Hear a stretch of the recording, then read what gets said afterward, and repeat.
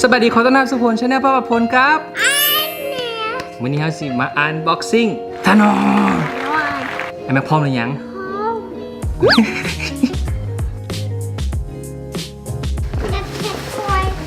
ไอ้แม่เก็ตซอยทาดาธานอส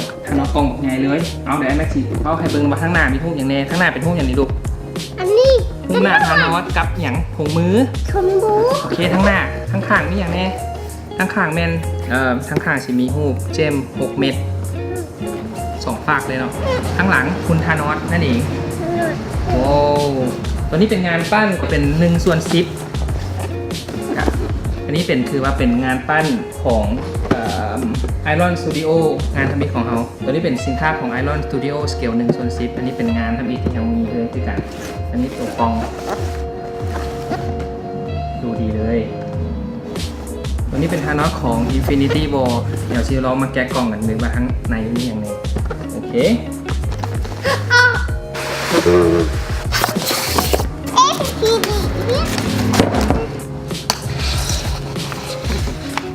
บ่เห็น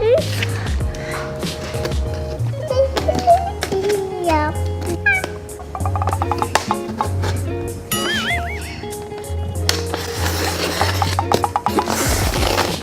สองปล่อยก่อนให้กล้องเบิ่งกันแน่ให้กล้องเบิ่งก่อนข้างในคอแบบนี้แกะมาเท่าละอันบ้าคอยแกะให้อันนี้มันตรงอยู่เนาะว้าวให้กล้องเบิ่งก่อนตัวนี้ตัวธานอสกระบาดอีกอันหนึ่งกระบาด3 เม็ดเลยทีเดียวฐานหนักได้เรื่องเลยเขาเป็นงานปั้นเลยหนักดี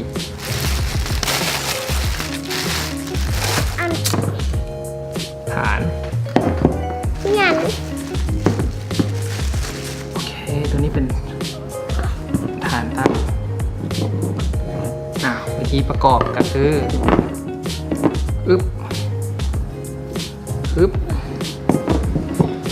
ทำไมก็ทานอสใส่ดูกีตาร์น้อยต่อแต่เขาพูดตัวนี้นี่หูตัวนี้ป่ะตัวนี้ใส่หูตัวนี้ดูปะเขาหูนี้มีอีกยันใส่ดูดีเขาแล้วองศานี้ทำนี่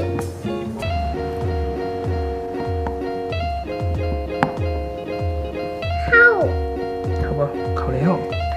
นี่อันนี้เท่าเด็ดแค่นี่เขาแล้วโอเคเรียบร้อยแล้วเอาปินให้กล้องเบิ้งนี่แหละธานอสจะหน่อยเบิ้งให้ปินก่อนแม่ลูกให้ปินก่อนให้กล้องเบิ้งก่อนให้อันตัวดีก่อนเรียบร้อยแล้วอันบ็อกซิ่งงานปั้นธานอสโอ้ทุลักทุเลหลายอันบอกกับแม็กนี่เป็นประสบการณ์ตั้งไว้ข้างๆโอเคขอบใจที่เบิ่งจนจบอย่าลืมกดไลค์กดแชร์เพื่อเป็นกำลังใจให้ป้าประพลครับได้ให้วิดีโออื่นๆออกมาอีกสำหรับคลิปนี้ต้องลาไปก่อนแล้วพบกันใหม่ในคลิปหน้าสบายดีบ๊ายบา